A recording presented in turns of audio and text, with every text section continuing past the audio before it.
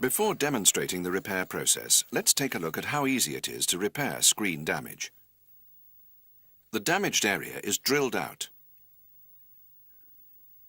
and the repair bridge attached. The injector is inserted in contact with the screen. The ultraviolet resin is injected and runs part way into the damaged area. The plunger is inserted, forcing resin from the reservoir in the tip of the injector into the bullseye. When the plunger is unscrewed, a vacuum is created which sucks air out, allowing more resin to be forced in when the plunger is screwed down again. This procedure is repeated several times until the damaged area has been filled with resin and all the air has been drawn out. Pit-fill resin is then applied, covered with a plastic patch, and cured. The excess resin is removed with a razor blade. It's important that the inside and outside of the screen are thoroughly cleaned with a dry cloth before using any repair materials.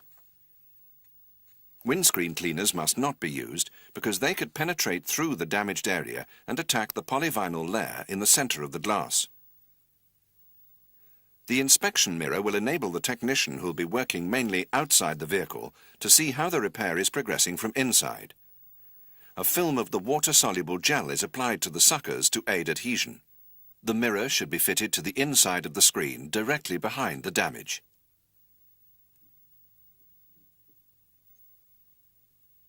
When using the drill, it's essential that the eyes are protected. The 1 mm blue burr should be used for bullseyes. It's inserted into the collet and tightened using the locking button.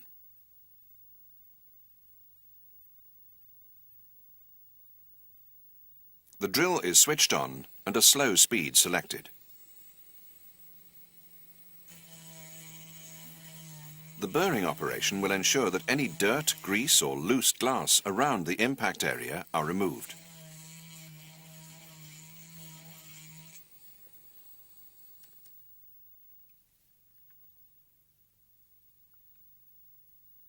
The repair bridge will now be attached to the screen. The 3 screws are backed off until they're flush with the bridge.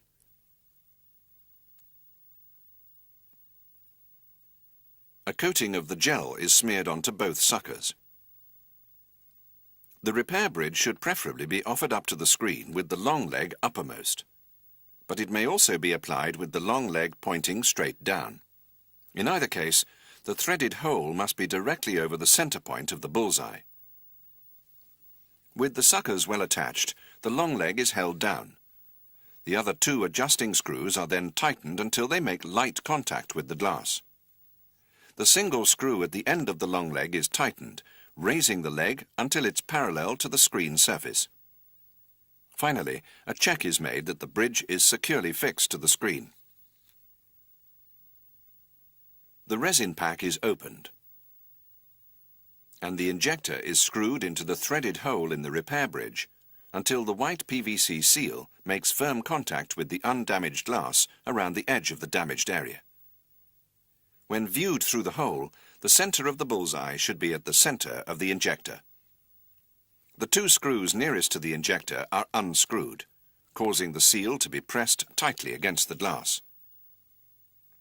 Skin and eyes should be protected against accidental contact with the resin. Protective glasses are essential.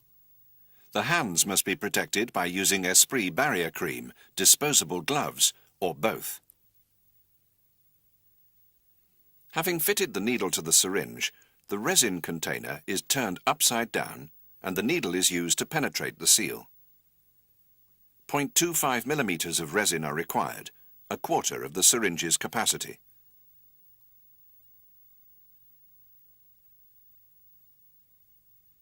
The resin is squirted into the injector.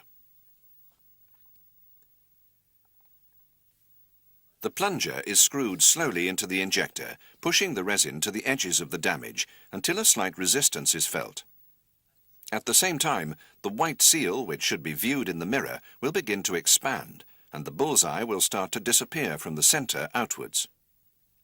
No more pressure should be applied to the plunger screw at this stage. As soon as the resin stops flowing into the damage, the plunger should be unscrewed about 5 mm, causing a vacuum, which sucks out any air. After 10 to 15 seconds, the plunger is tightened again, pushing even more resin into the break in place of the air. Each time the plunger is unscrewed, air is drawn out, and each time it's screwed in, more resin is forced into the break.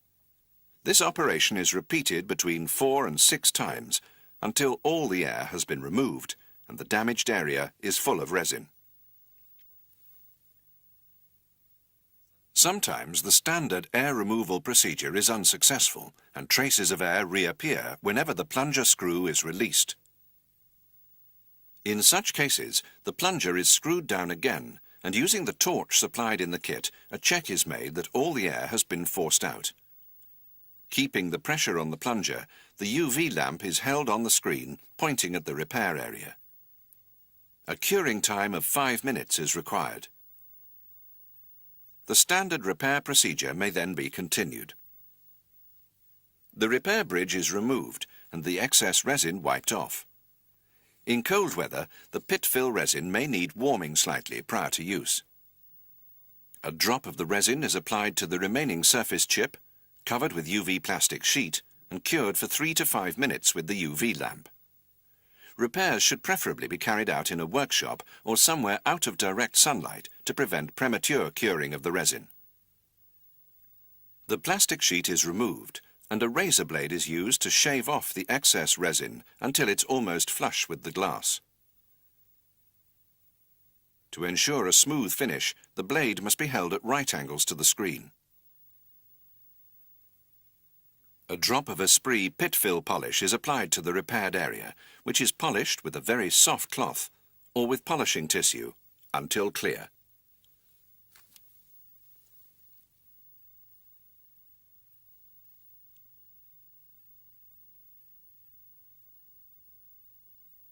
The bullseye is now repaired.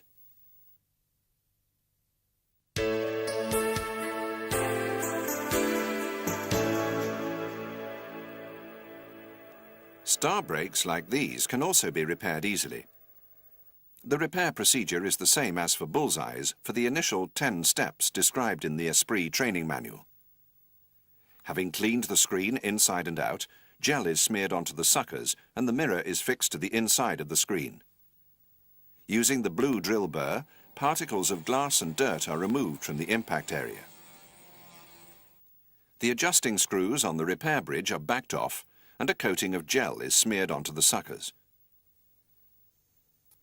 The bridge is positioned with the long leg pointing either straight up or straight down, with the threaded hole directly over the point of impact.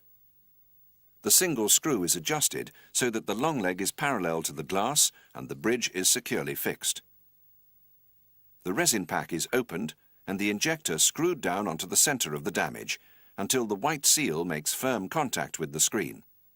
Resin is withdrawn from the capsule with the syringe and injected into the center of the star break.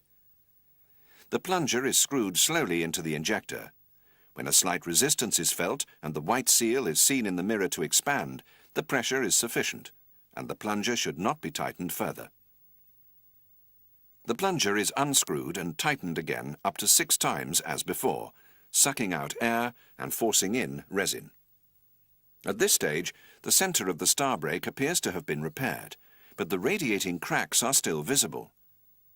The pressure must now be kept on the plunger for about 5 minutes to allow time for the resin to penetrate into the cracks before further inspection. The repair is progressing satisfactorily if, when viewed from the side, the cracks appear to vanish. From square on, they will remain visible until after curing. If the resin fails to penetrate to the ends of any of the cracks, under no circumstances should pressure be applied to the screen to speed up the process. The correct procedure is to remove the inspection mirror and to heat the inside of the screen gently with a hot air gun. This operation must be performed with great care because overheating will cause the cracks in the star breaks to close up and prevent the resin from penetrating. Star breaks should be cured for 5 minutes with the repair bridge still attached to the screen. The repair continues in the same way as the repair of the bullseye. Pit fill resin is applied and cured under the UV light for 4 minutes. After shaving off the excess resin, the area is polished with the pit fill polish to complete the repair.